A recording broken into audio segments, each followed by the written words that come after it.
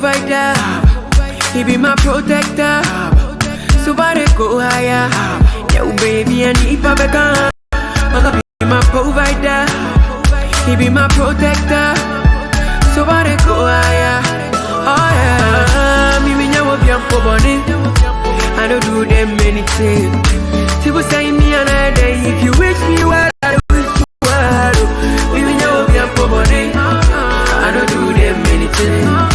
People say me another day. If you wish me well, I wish you well. Eva, Eva, I still dey fight for the paper. Of me now, no be later. No be later. Eva, Eva, I still dey fight for the paper. Of me now, no be later. Yeah. Nana nyami kebi mama, kebi mama, kebi mama, kebi mama, kebi mama, kebi mama. Nana nyami kebi mama, kebi mama. Nana nyami kebi mama, kebi mama, kebi mama, kebi mama, kebi mama, kebi mama. Nana nyami kebi mama. Yeah. Me know be a I don't do them anything. People say me another day. If you wish me well, I wish you well. Me know be a body. I don't do them anything. People say me another day. If you wish me well, I wish you well. You munyai. Buti make it come and hot sem I see baby call with a stolen mic. Ubi see my phone coming here kasi na two men pie. Ubi banya moshe na mu destroy the soul inside. Maybe I'm on a monkai. Shame on you, I pray my God go favor you. What will they do be deja vu? Omunya yanke fie jedu. Shame on you, I pray my God go favor you. What will they do be deja vu? Omunya yanke fie jedu. Nana nyami kebi mama, kebi mama, kebi mama, kebi mama.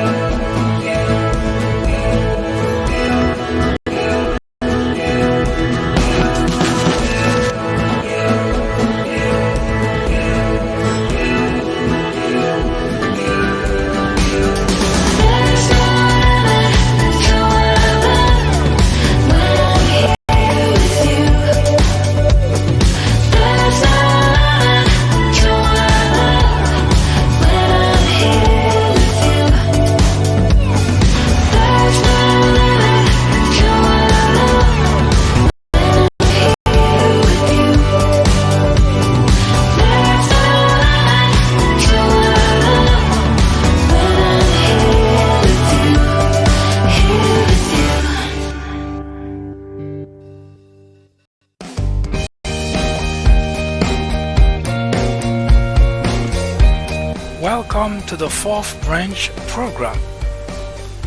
Glad you can make it. I am MD. This program is dedicated exclusively for those with common sense, a spirit of patriotism, and a determination for a more perfect union. Stay tuned as we begin the discussion of a very important, interesting, and enlightening topic. Hope to hear from you soon. Happy listening.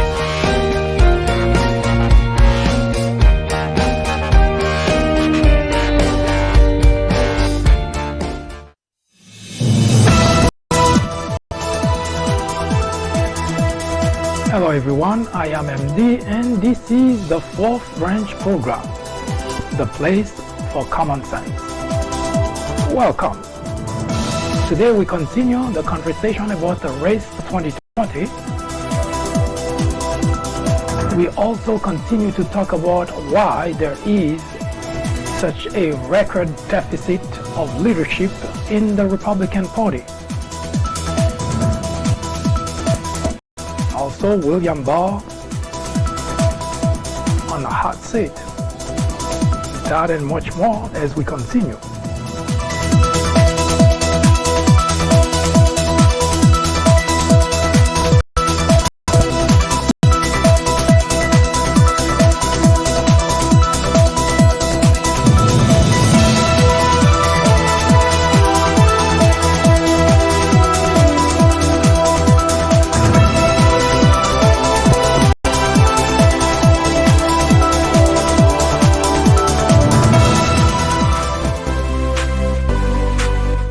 I am MD, host of the fourth branch program, inviting you to join me every Saturday at 10:30 a.m.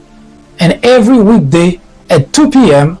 for discussions of social political issues and to dissect the meaning and the importance of current events as well as to understand topics of legislations. The fourth branch project is not associated with any political party, and we at the fourth branch do not have any political agenda or aspiration.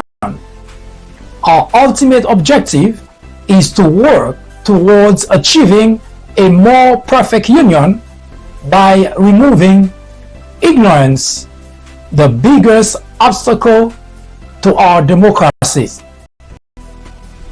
Stay with us. We will be right back.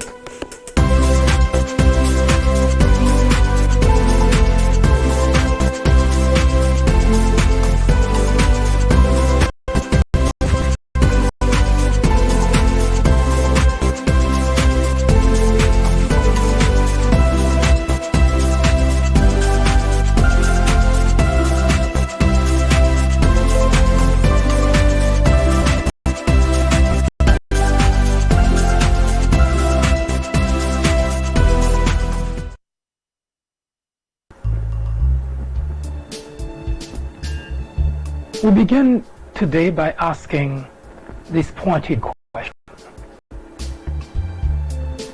How do you save a drowning man who believes he is a professional swimmer? For the past 2 years, now we're heading towards the third one, the country has been in a state of turmoil, chaos, notwithstanding the fact that during the 2016 we had foreign actors meddling in our internal affairs. This state of chaos in the country, however, is not caused by foreign actors, if we consider that there is no residuals of their involvement up to the point that Donald Trump took the oath of office. For those who have a little bit of memory to remember, during the 2016 presidential race, it was a chaos, turmoil. It was seen never before experience, witnessed in the United States of America. Not only here, but across the world, it was a laughing matter.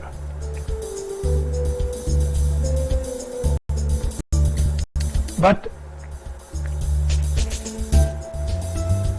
like everyone else, we expected that once the election was over and Donald Trump became the president of the United States, the circus would have ended. So we thought, so we hoped. But instead, it was just a warm-up. The race, that is.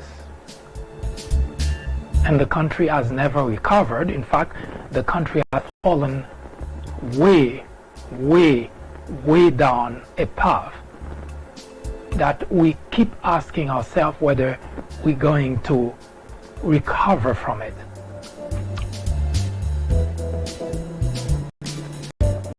Now, for those in the news media, the expert, the political analyst, the historian, everyone scratching his or her head, trying to make sense of what is going on in the country. Now, everyone who has the ability for critical thinking, anyone who is concerned about the state of the country, and anyone who is a patriot cannot but scratch the head and asking what the hell is going on with our country.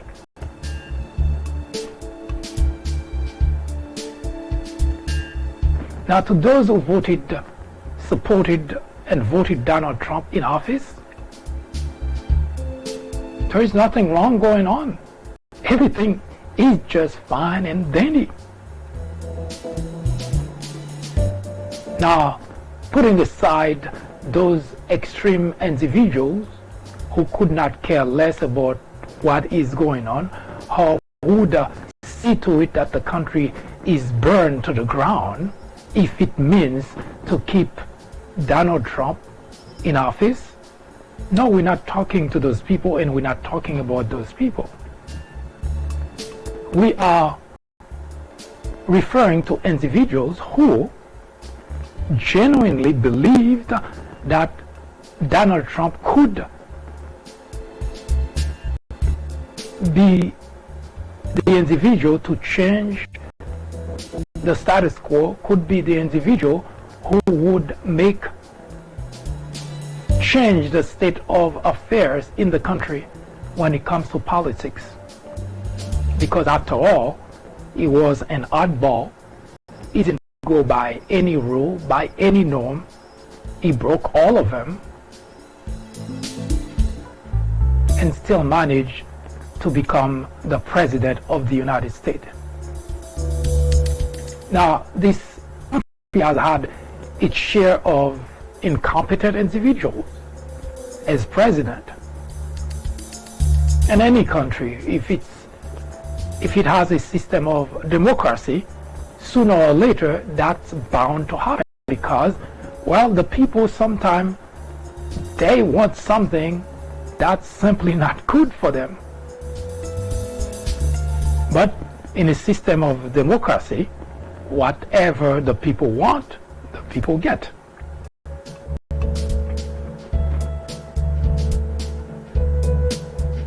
But that aside, the country elected an individual who not only does not have any experience running anything successful, but has always used very sneaky ways to do anything that he has done in his private life. as I wrote about Donald Trump, in his private life, Donald Trump never done anything legitimately or legally. And let me repeat that again. In his private life, Donald Trump never once did anything legitimately. And as someone vying for the highest office in the land, it wasn't science fiction for me to know it was going to be a disaster, a catastrophe. But then again, this is democracy in America. We elect people based on, well, a citizen going to the poll and decide who to place in the Oval Office.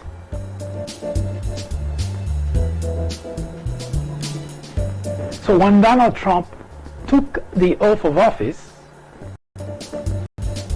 all the individuals who did not want Donald Trump to become president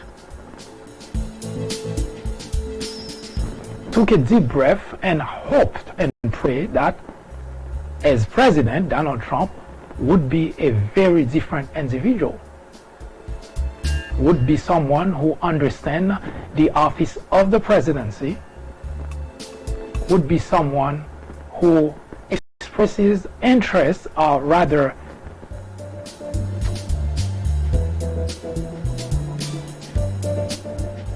a certain degree of respect rather for the Oval Office, someone who would appreciate the power that accompanied the post he now occupies.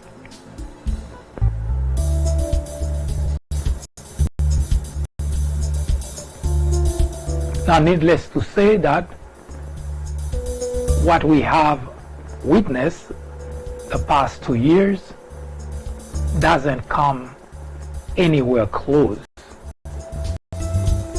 to this type of thinking.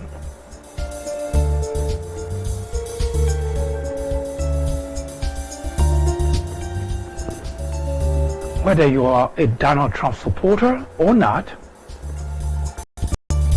it cannot possibly escape you that everything that Donald Trump has done thus far in the Oval Office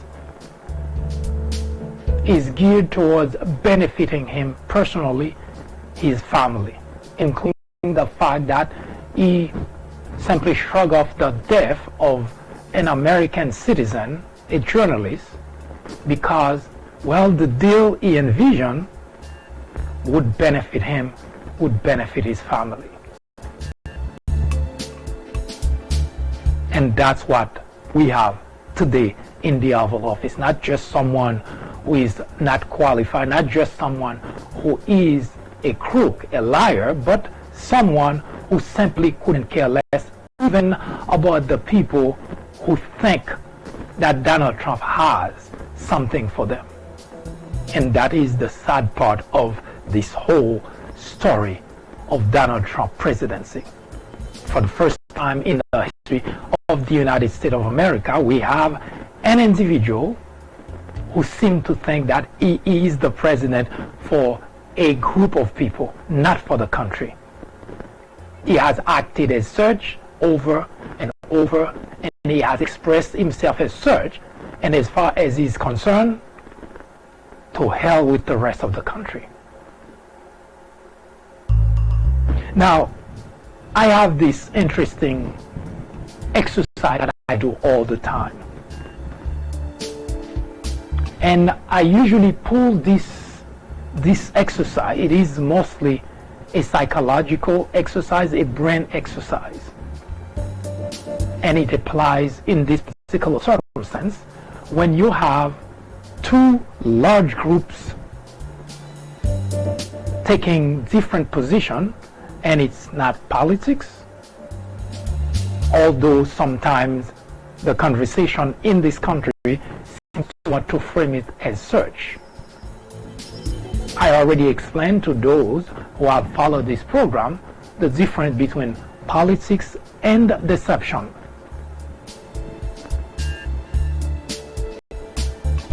And what we have witnessed in this country the past 2 years has nothing to do with politics.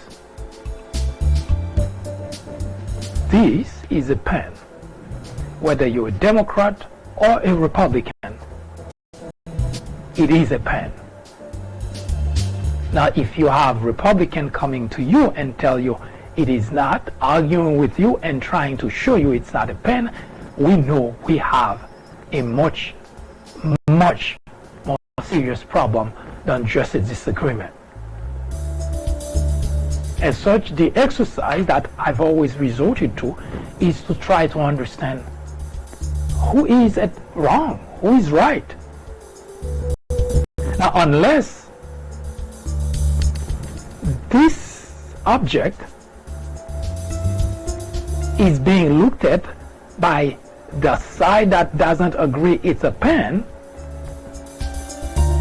through a different prism, through a different logic, through different knowledge.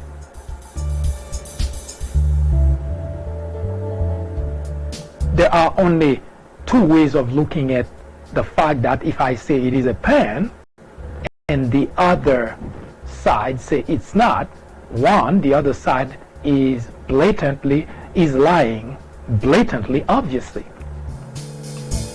That's one possibility. And the other possibility is the fact that the other side is completely oblivious as to what a pen is. In other words, the other side is completely ignorant. Assuming that's the case, yes, there would be hope that sometime, at some point, one can educate the other side and show that, well, we're talking about a pen. Talking to my fellow Republicans get me to use this particular exercise so frequently that it has become now almost a daily affair for me. Because I have to question every single time as to, am I right?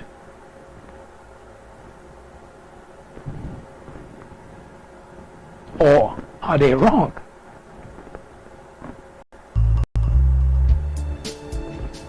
And I came up with a few things that help me to stay grounded, because having a conversation with a fellow Republican, if it's an individual who is willing and open for a logical discussion, a logical debate, then you can get somewhere, because the whole point of any discussion is to shed light. Here at the Fourth Branch, we're not here to make you a Democrat, to turn you into a Republican. As we mentioned time and again, we do not have a stake in the whole political affair, but we do have an interest in the direction the country is going, because future generation, we are concerned about that. I personally have children. So I am very much invested in the direction a country is going when we have a leader who is determined to destroy our way of life, to destroy our institution, to destroy the rule of law, and at the same time, but rather most importantly, we have millions of others who cannot come to the conclusion that they are being led astray. Just earlier, I had an exchange with one of my fellow Republicans, and I discovered, not that it wasn't already around, that the individual has no interest whatsoever in finding out the facts, because as far as he is concerned, whatever he has in his mind, that's what is. He calls everybody else on the other side that doesn't agree with him as delusional. To paraphrase what he said to me is, why don't you crawl back to where you came from?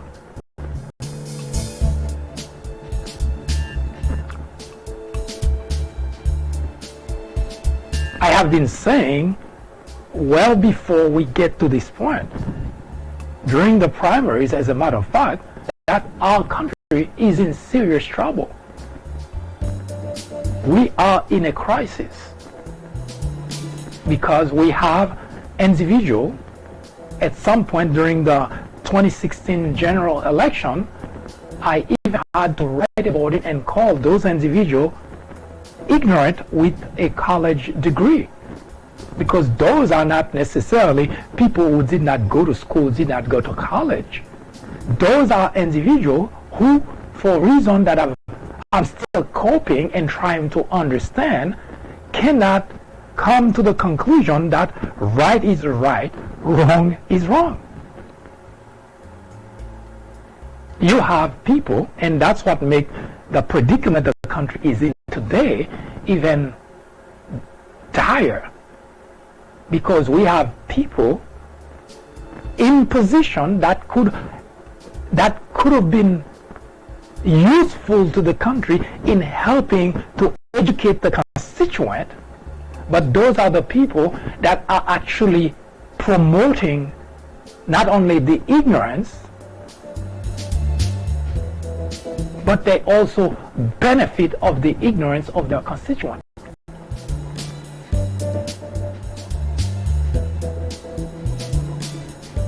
Not only the Republican legislators in Washington, it's not that they don't know any better.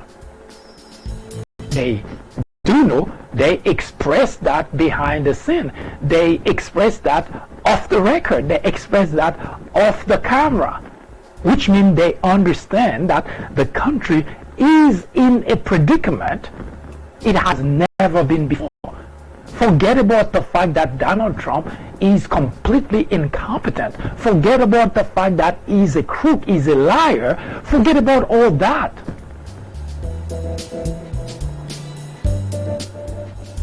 But how about the legislators who could have stepped in and helped to educate those people, those constituents, so that at the very least we can be assured of a better future? But instead, publicly, they show some sort of collaboration with Donald Trump, which strengthen his hands and send a message to the constituent that Donald Trump is okay. He's fine. He lies. We're okay with that.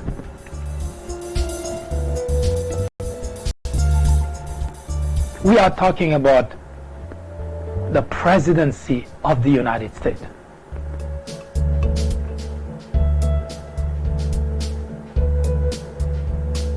In order to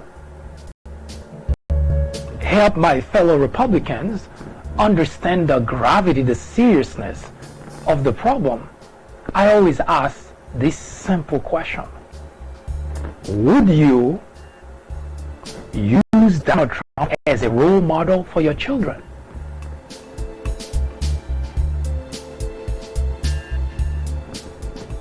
Every now and then I have a few people who lie and say, of course I would.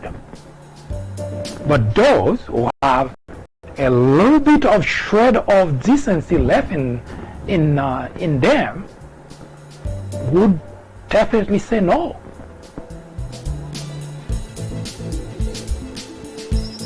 So if you're following this, it has to give you pause as a citizen of the country, as a patriot, and as someone, if you have children or you obviously may think of having children in the future. It has to give you pause, because if you cannot use an individual who is in the highest office in the land as a role model for your children, it should not take a college degree to understand that this individual is not fit for the Oval Office. That should not require a college degree. You don't have to be a genius. You already given the answer to yourself that that individual is not fit for the job in our house.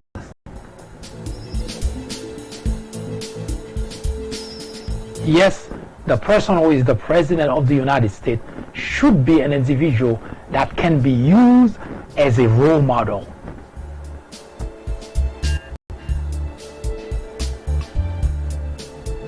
But most of those individuals, most of those people who continue to support that Donald Trump cannot say with a straight face that they would use Donald Trump as a role model for their children. And yet they think it's okay for an individual that cannot be used as a role model to be the president of the United States.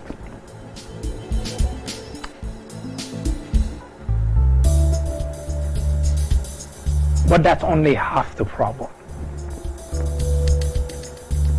The reason we have a legislative branch in this country is because the framers of the Constitution intended for a branch of our government to remedy this type of problem. Nobody can argue that Donald Trump is not a liar. Nobody can argue he's not a crook. Nobody can argue that he has been working almost diligently for the sake of his business, his family business. What happened on the side is what you would call a byproduct of an action. Donald Trump doesn't go into anything because he thinks of you, he thinks of doing something for you. If it benefits him, that's what he's all about. For instance, you may have heard Donald Trump hounding, lambasting the Fed chairman. The reason is very simple. Not because Donald Trump cares about you, but because the federal Treasury Department control the rate in the country. Set rate increase, lower, depending on how they see the whole picture of economy is going, inflation and so on. That's what they use as a gauge to increase, to lower the rate. But Donald Trump is not happy with what the Treasury Chairman, Federal Treasury Chairman, is doing, because when he increases the rate, it affects his personal business. So the United States of America becomes a tool for Donald Trump to nurture his business. You can take any topic since Donald Trump has been president, any topic at all, everything that he has done, if you see that you benefit some to it about that, whatever that action is, not because it benefits you, he intended it to benefit you, it's just a byproduct. Donald Trump doesn't have anyone in this country in mind.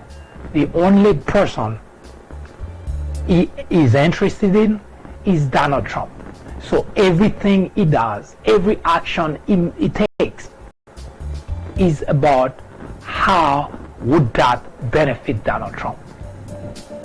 As such, it is mind-boggling that there are millions of people, and a lot of them like to point out to me that they have a college degree, so they know no dummy.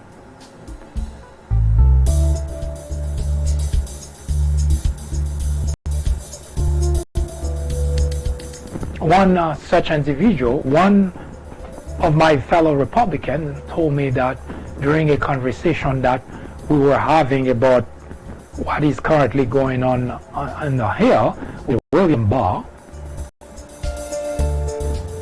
when I pointed out that what William Barr did was pretty obvious, that he was lying to the American people. And he said, I'm paraphrasing here, you're making your own facts.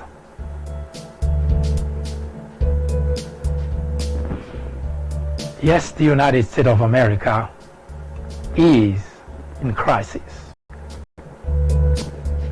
Facts are facts. People cannot make facts.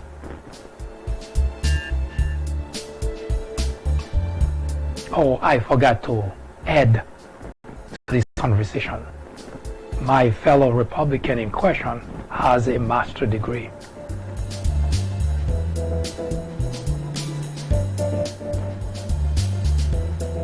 It is impossible to help someone. That's the reason I asked the question at the beginning of this conversation. How do you save a drowning man who believes he is a professional swimmer? How do you do that?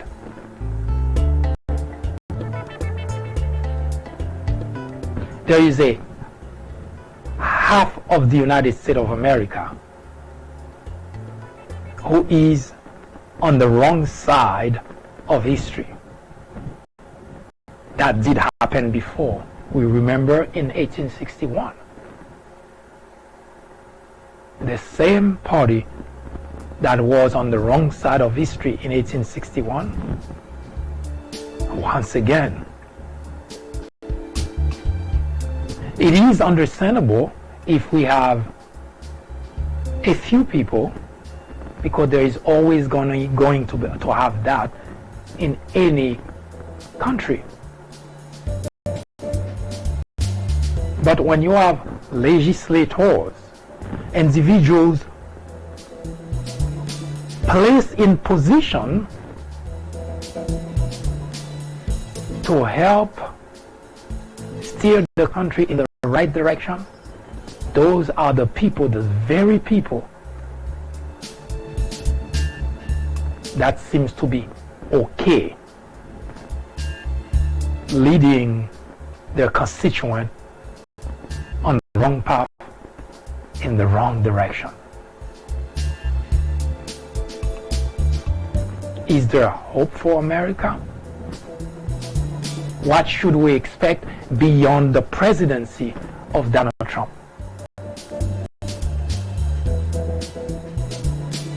Can the United States of America recover from Donald Trump? Most importantly, can the United States of America recover from the Republican Party?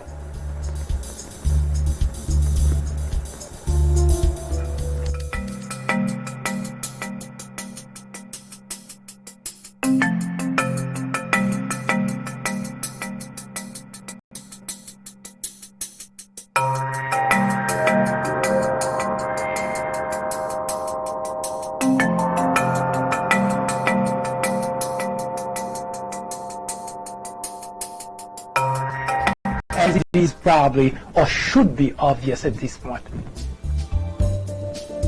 the 2020 presidential election, we cannot just see it as just another presidential election, because the soul of the country is in the balance. For the first time in the history of the United States of America, we have an individual in the Oval Office whose words mean absolutely nothing. He lies about everything that he says, everything that he does. And he gets everyone around him to lie.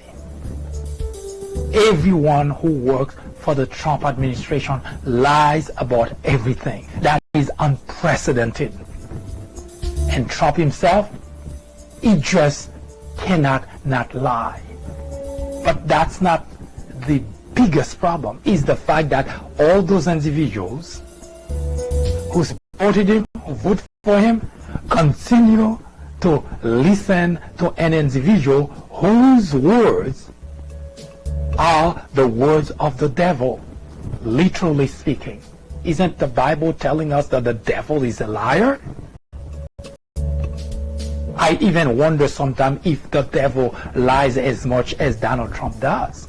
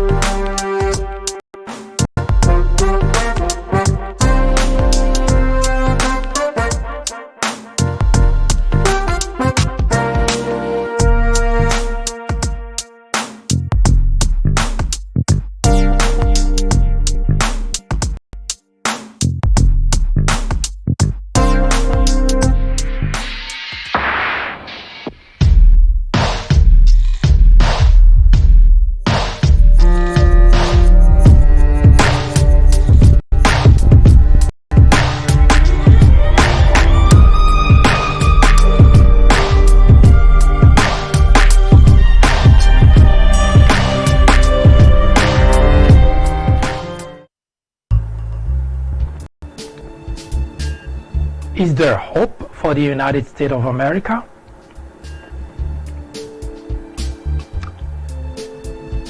What would the country be like beyond Donald Trump's presidency? Already half the country is lost in every aspect of the world. Lost because to them reality no longer matters. They have normalized the fact that the individual who has the highest office in the land lies continuously, constantly. They have normalized that. Would it be a shocking culture for them when they start to hear someone who actually speaks the truth?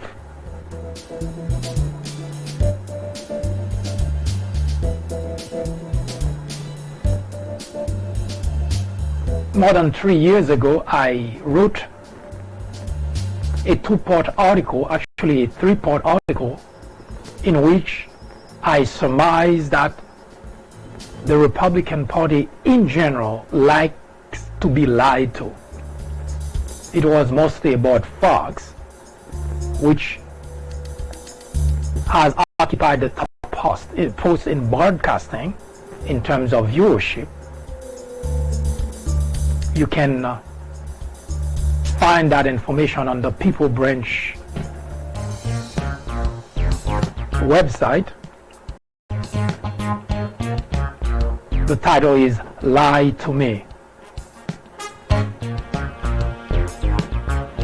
Because it had become very obvious to me that the Republican constituent in general do not care about facts or truth. Anything that helps them, the emotion, the anger, the frustration, if that is what being said, they fine with it, no matter how false it is. And that which explains why Fox continue to occupy that post, and which also explains why Republican leaders have always resorted to this strategy in order to keep their job. But as a country, and for people with a certain level of decency, lies, being lied to, or normalizing lies cannot possibly be a way of life. Even our justice system frowns at that very problem. People go to jail because they lie. We even have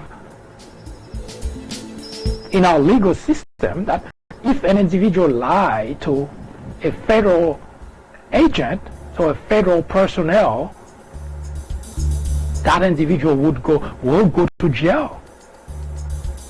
And yet, whether it's because of naiveness, because Republican constituents are more gullible, whatever it is, they feel comfortable being lied to, and they actually embrace it, and they actually like it, which also might help to explain why Donald Trump's strive popularity stays exactly the same, despite the fact he has upped the ante lying to the American people. But for the rest of us who have decency, who would like to be taught to in truth, we're hoping that the 2020 will bring a different individual to the Oval Office. As such, for the past few weeks, we have been featuring the candidates. Today, we talk about Bernie Sanders, a man who probably doesn't need any introduction, but that's what we have been doing for the past few weeks, and we will continue to do so until we completed all the candidates. Today, let's talk about Bernie Sanders.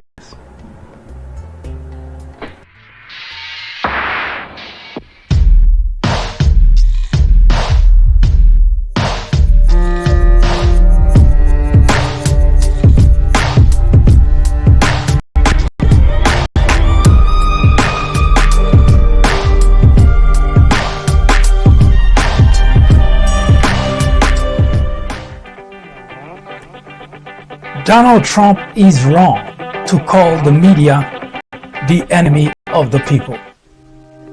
Throughout history, dictators, authoritarians have always tried to delegitimize the media in order to get away with corruption, scandal, and yes, even abuse.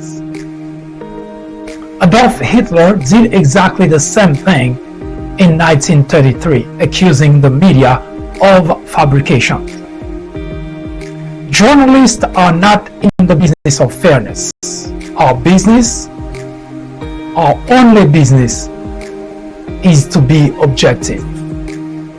It is our duty to hold Trump and every administration accountable. Today, it is urgent. It is necessary. It is critical of our very freedom it depends on.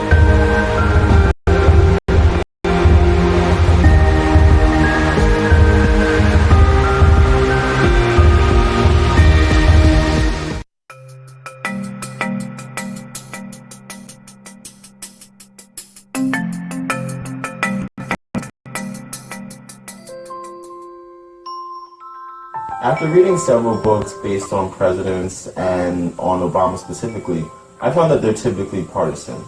The Obama legacy targets the heart of the issue by giving credit to the president where it's due, but definitely coming down hard on Obama on his bigger failures, like his handling of the Syrian crisis. If you are in college, going to college, you are an educator, a faculty member, or someone with interest in government or politics, the Obama legacy is definitely a book to read. My professor recommended The Obama Legacy. A friend actually recommended The Obama Legacy. I would highly recommend this book for anyone, whether for academic use or leisure reading. I would recommend this book to anyone out there searching for an impartial and unbiased look into Barack Obama's tenure as president. I would definitely recommend this book as a good read for both liberals and conservatives.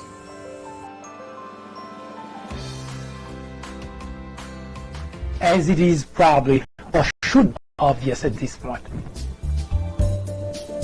the 2020 presidential election we cannot just see it as just another presidential election, because the soul of the country is in the balance.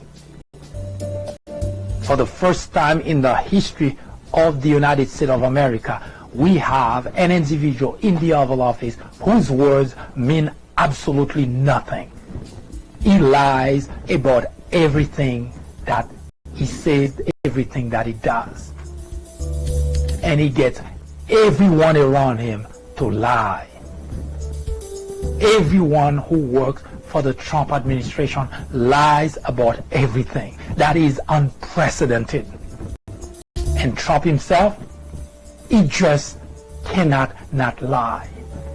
But that's not the biggest problem. Is the fact that all those individuals who supported him, who voted for him, continue to listen to an individual whose words are the words of the devil, literally speaking. Isn't the Bible telling us that the devil is a liar? I even wonder sometimes if the devil lies as much as Donald Trump does.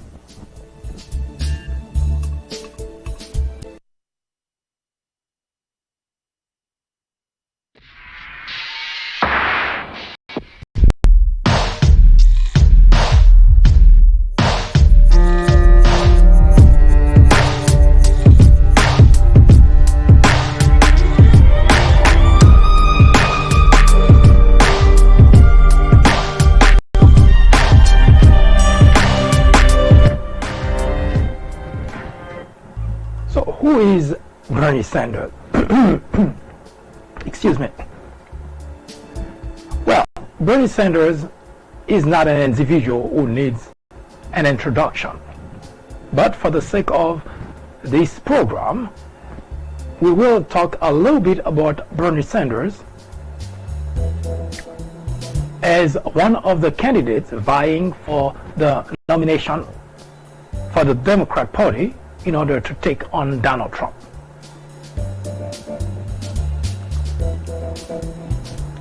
Bernie Sanders is currently a U.S. Senator from Vermont. Contrary to all the other candidates vying for the nomination in the Democrat Party, Bernie Sanders has always been an independent. Is neither a Democrat nor a Republican, but in general, especially in during voting, Bernie Sanders voted more often with Democrats than he voted. He identified himself mostly with Democrats than with Republicans. Bernie Sanders has been senator of Vermont since 2007.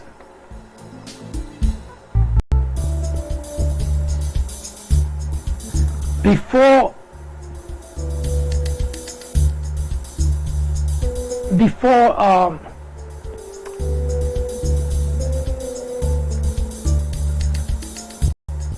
currently Bernie is also a ranking member of the Senate Budget Committee. In 2015, I believe, he was the chair of the Senate Veterans Affairs from 2013 to 2015.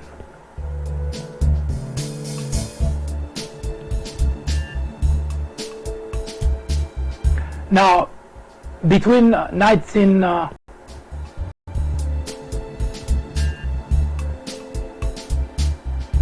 between 2013 to 2015, Bernie Sanders was a member of a U.S. House of Representatives for the state of Vermont. They call it at large. Not sure what that means exactly, but But before he was the representative from 1991 to 2007, Mr. Sanders was a mayor of Burlington.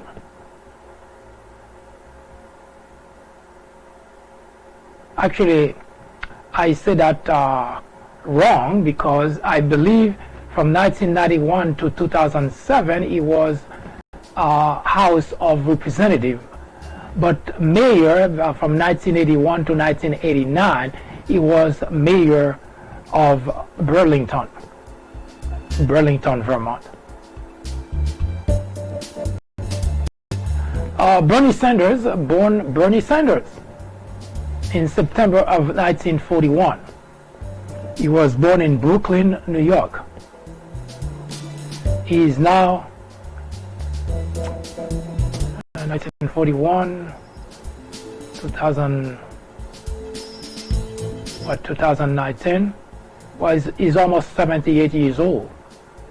Well, not quite. I guess in September of 2019 he will be 78. So he's now 77.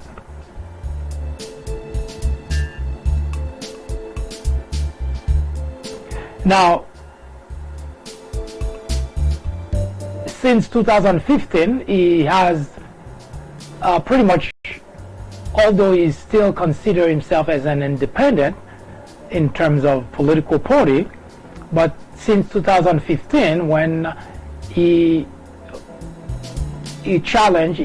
actually bid for the office of the presidency and was the last man standing with fighting Hillary Clinton, he switched to the Democrat Party. From 1971 to 77, he was, well, I guess, Liberty Union. But before he became this Democrat Party, which was right before he bid for the presidency in 2015, because between 2015 and 2016 he ran as Democrat, and he went back to becoming an independent after the election. So from 1971 to 77 he was member of the Liberty Union, and from 1977 to 2015 he considered himself independent. And from 2015 to 2016, he switched to the Democrat Party.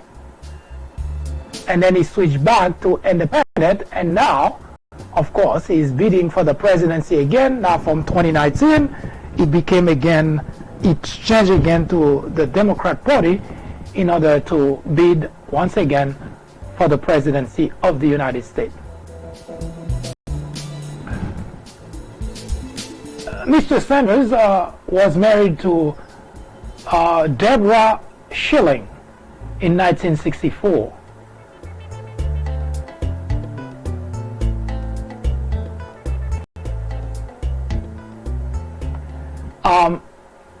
Of course, he was quite young at that time. I think he was just 23 years old, if I'm not mistaken. He was born in 1941, yeah. At 23 years old, he was married to Deborah Schilling, and 2 years later, he divorced her. So, in 1966, that is. So, it took Mr. Sanders almost, 2 decades actually.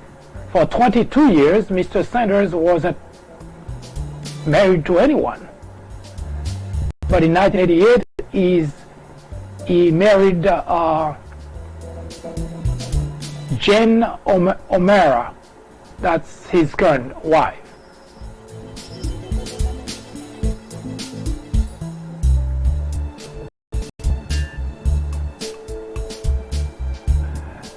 Now, Bernie Sanders went to Brooklyn College, and went to University of Chicago, where he obtained a bachelor degree. And it doesn't look like he went further than that. It looks like that's it. Now, he did graduate at the University of Chicago in 1964, which is coincidentally the same year he married Deborah Schilling, the first wife.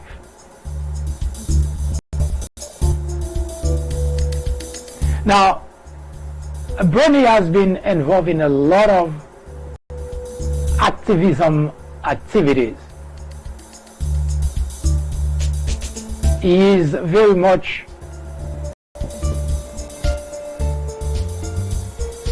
what you would call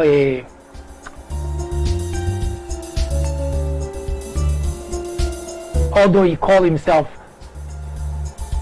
a socialist, but Bernie Sanders, with his politics, his legislation seems to put him more closely in the rank of a nationalist than a socialist.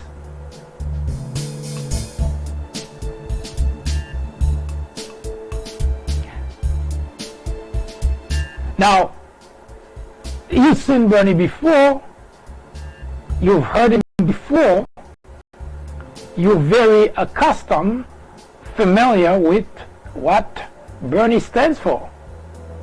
It's very difficult for anyone in this country not to know Bernie Sanders, whether it's from the Democrat side or the Republican side. In fact, the Republican side, when Bernie was fighting with Hillary, they were praying that it's Bernie who will prevail because they thought Bernie would be an easier target.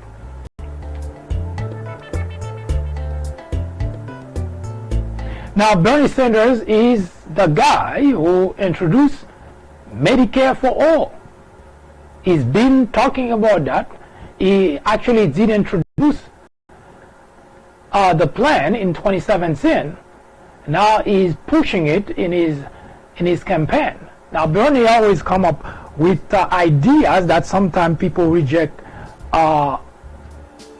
outright, but later on they end up embracing, such as, for instance, free college for all.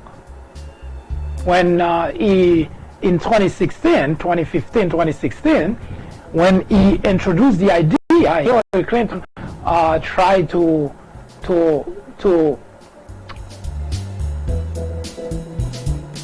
talk down that idea by claiming that it's not realistic. And that was also one of Hillary Clinton's biggest problem, that she only seen problem, not solution. And in fact, I could say with a high degree of certainty that approach in Pennsylvania cost her the election, because Hillary didn't lose by much in Pennsylvania. But the reason that I guess she turned off quite a few people is because Donald Trump promised the moon to those people.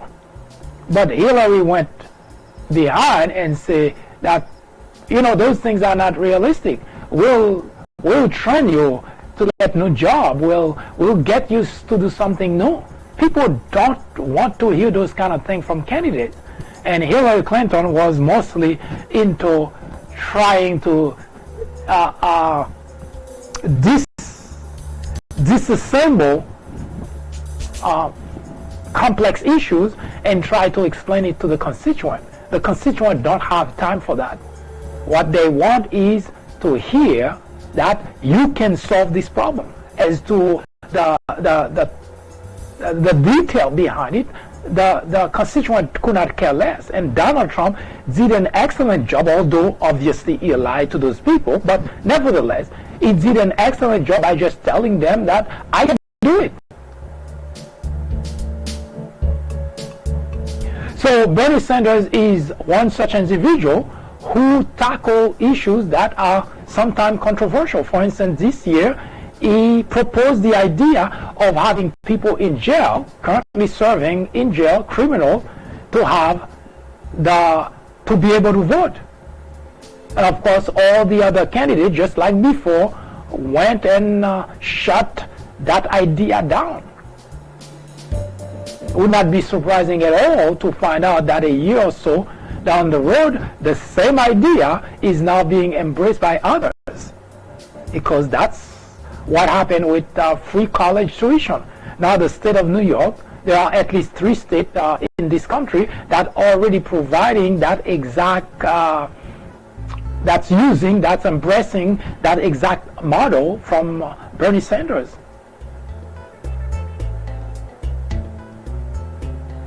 Bernie Sanders is also a co-sponsor of the Green New Deal. Well, looks like Alexandria Ocasio-Cortez seems to be popular because a lot of Democrats seem to have put their signature behind the Green New Deal. Sanders is also for raising taxes on the wealthiest American, but he also wants to raise taxes, estate taxes, for millionaire and billionaire.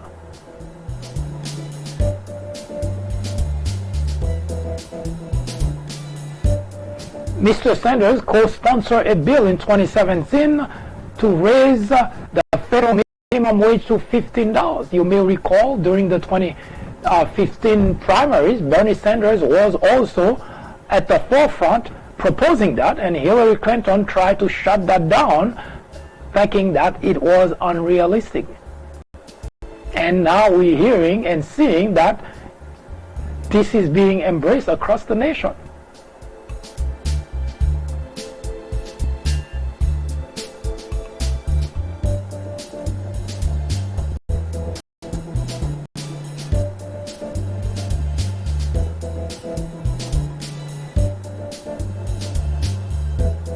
Bernie Sanders, of course, being the controversial individual he is, he has a what you would call an act he called Bezos. No, it's not John Bezos of Amazon. It simply stands for Bad Employers by Zeroing Out Subsidies. It is an act that he wants to introduce to would tax companies for public benefits their workers have access to. Meaning if you have employees, they have to be on collecting unemployment, then the employers, those companies, would have to be taxed for that. Bernie Sanders also wants to allow, well, felons the right to vote while in prison.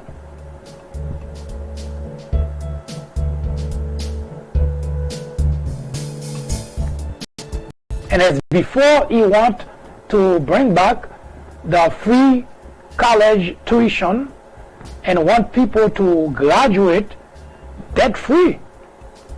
That's also a fantastic idea. You recall that Cory Booker also is for that. Bernie Sanders co-sponsored with other fellow Republican, fellow Democrat candidate like Cory Booker, the Marijuana Justice Act, which is to legalize the use of marijuana.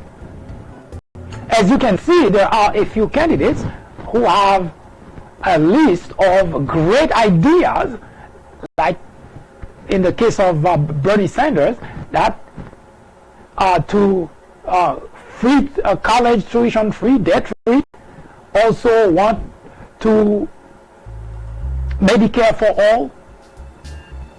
So Bernie Sanders wants to make it easier for working and middle class to be able to enjoy the benefit this country offers that mostly people, rich people, have access to.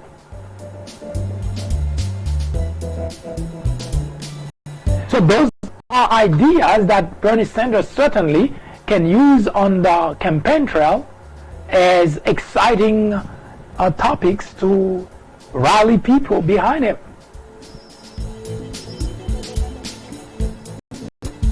Bernie Sanders has been in politics for 38 years. He's probably, well, the veterans here, contrary to most of others who are vying for the nomination in the Democrat Party. Bernie Sanders is not just old, but he's also been in politics for 38 years. The only other person who seems to be in that category is Joe Biden.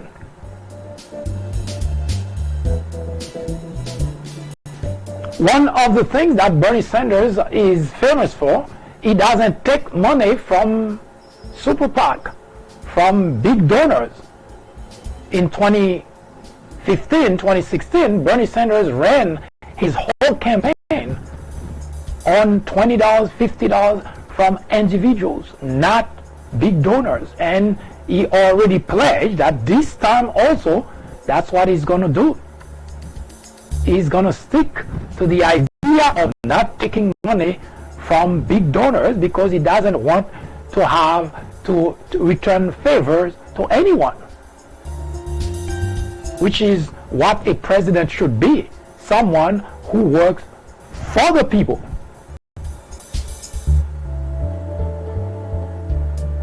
Now, as we mentioned before, Bernie Sanders' big idea is public college tuition free. He wants anyone and everyone who goes to those public colleges and universities, they walk away debt free. Again, this is not the first time Bernie Sanders proposed that. He proposed that in 2015, and thus far there are 3 states in the country. New York is one, I believe. Massachusetts, there are some colleges that not some colleges. The state also has that kind of program, and I believe it's Washington State, if I'm not mistaken, that also has this program. Bernie Sanders wants to increase Social Security benefits, rightfully so, because people work, they contribute to Social Security. Now Republicans have been trying for the longest to actually stifle people who retire. They say the Social Security treasury is drying up. We wonder how can that possibly happen? Because people have been putting money on that, on Social Security when they work, so when they retire they expect to get some of that back.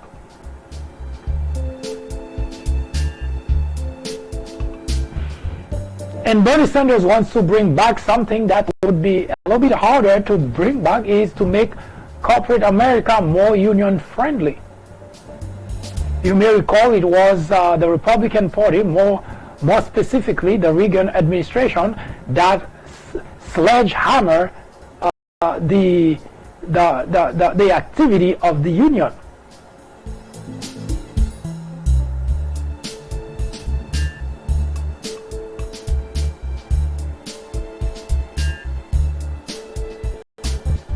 So, can Bernie Sanders manage to make it this time around?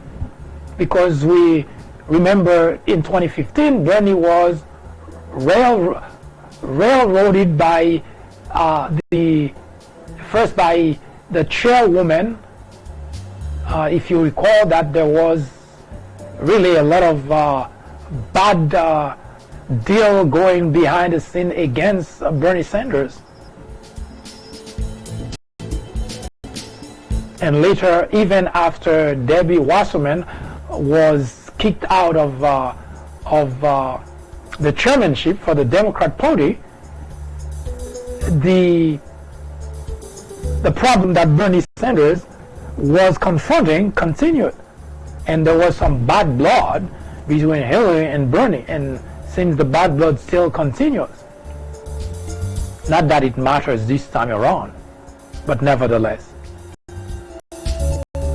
In any event, Bernie Sanders is really a force to reckon with. Before Joe Biden jumped into the fray, into the ring, Bernie Sanders occupied the top spot in terms of the person more likely to become the nominee. Now, Joe Biden just jumped in, and Joe Biden now occupies the top spot. Now, it is very early, and there is nothing that tells us how things are going to shape out. The first debate will take place in Florida in June. And we know one thing or two about Bernie Sanders. He's very good in debate. He has good ideas, and he's been on the block. So has Joe Biden. So we'll see how that will shape out. Now, Elizabeth Warren, who people haven't talked much about, now has been working on the background, setting a structure, setting the basis for her campaign. And the way that Elizabeth Warren go about it is she already had the mindset that she is going to go all the way, because in every state she has set offices and a structure strong enough to carry her all the way to the end. And Elizabeth Warren seems very determined. She's not going to be left out or left behind. So we'll see how that will shape. And we have left to talk about Elizabeth Warren, Joe Biden. Those are the people left for us to talk about, because we have talked about most of the other candidates. So we'll see how that turns out.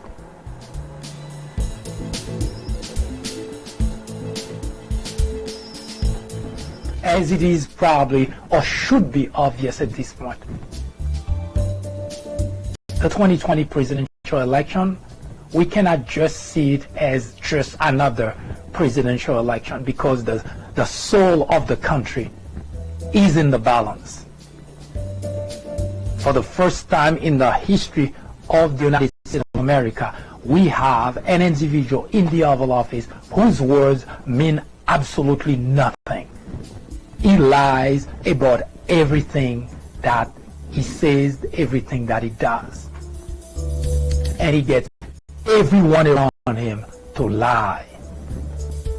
Everyone who works for the Trump administration lies about everything. That is unprecedented. And Trump himself, he just cannot not lie. But that's not the biggest problem. Is the fact that all those individuals who supported him, who voted for him, continue to listen to an individual whose words are the words of the devil, literally speaking. Isn't the Bible telling us that the devil is a liar? I even wonder sometimes if the devil lies as much as Donald Trump does.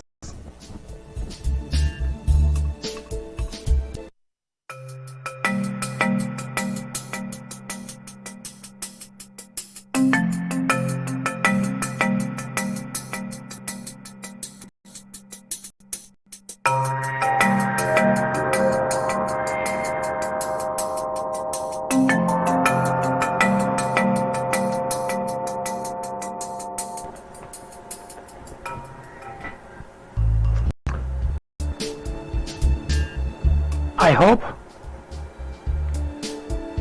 those information were of some use. If not, well, you know what to do. Send us your comment, your criticism, your suggestion. Let us know how you feel. Let us know what we can do to make it better. If you should have a topic you would like us to talk about, we'd like to hear about it. We will take the time to research it and to talk about it right here on the Fourth Branch program, the place for common sense. In the meantime, I hope you have a wonderful evening. See you next time.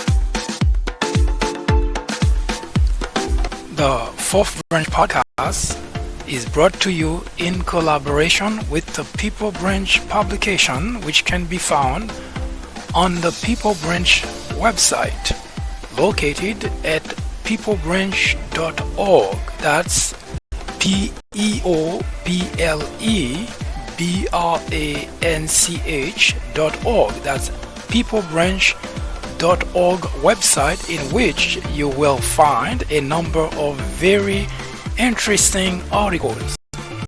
My name is Mike Duchesne, MD for short. I hope you have a great afternoon or a great evening, whichever it happens to be. Hopefully you can join me again next time for another interesting episode of this podcast. That was the Fourth Branch, live from New York. Good day.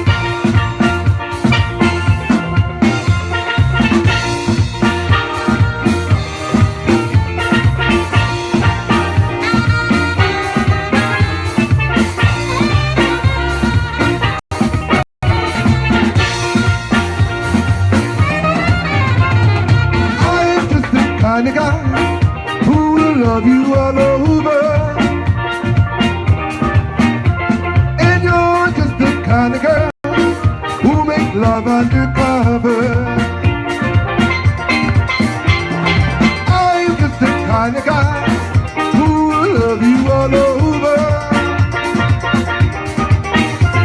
And you're just the kind of girl who could watch me kill